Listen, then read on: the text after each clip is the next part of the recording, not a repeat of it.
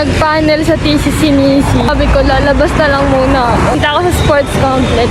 Buti may nakita akong mas mainit. Tapos hindi ko alam kung dala niya yung payong ko. Maganda na yung panahon dito sa Puerto Princesa. Tapos ito yung suot ko. Yan. Baka makarating ako ng El Nido nito. Time check. 2:20. Ate, ito yung Palawan. Ito yung pinaka-struggle ko dito. Tatawid sa highway. Mama, doon makiatas ako ngayon. Tagal ko nag-crave noon. Alam mo, lokal sa Palawan eh. Dahil sa complex naman ako papunta, nag-try na din ako mag-Strava para matrapo anong kalayo yung nilakad ko. Sipin mo maglalakad ako gantong kainitan, no? Init! Wala naman nakakilala sa akin dito, kaya okay lang. Malapit na tayo sa PSC, guys. Sobrang daw anong spot ng bahay nila Nisi. Malapit sa sports complex, malapit sa maraming tindahan. Dati may video ko dito, Triple E Guard Tray, top 1 ng CLE. Kahit ako lang sa inyo, Round 6 University. Grabe, may panibago silang top ko, no? Galing.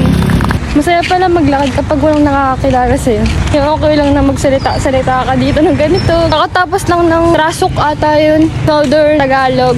Basta yung mga taga-UPLB, nakita ko sila TikTok. May nag-tennis dito. Grabe, ang bilis ko pagpawisan kasi mainit talaga dito. Iniisip ko na lang na nag-hit din ako ng goal na 10K. 10K steps per day. Sana ma-hit ko siya today. Lakad-lakad lang ako dito.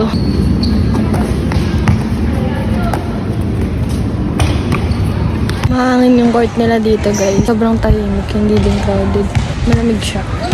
Yan. Oh my God, ang lamig dito, guys. Dito nag-swimming yung Straso.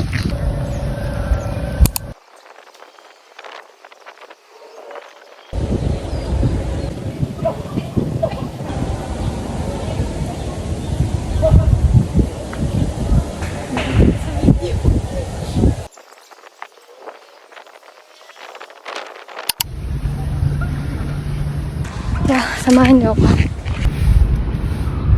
Naisip ko lang, may motor siguro ako dito. Mang convenient na mag-alis-alis ka. Ayun niyo guys, gaano kalayo na yung nilalakad ko. Tapos, uphill pa itong nilakaran ko.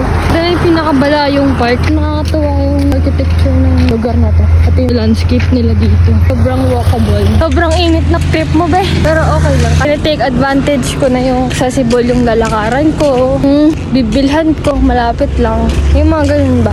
Take advantage of those things kasi para din naman sa yun. Sobrang ganda ng lugar nila dito and sobrang linis. Aesthetic din. Aesthetic, diba?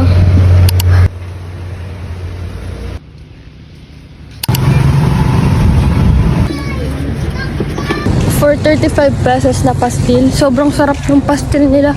Lasang hindi 35 pesos. Tapos na to, bili ako ng matcha. Tapos uwi na ako. Wala talagang natalo sa matcha ng Don Macchiato ng Tinitiban.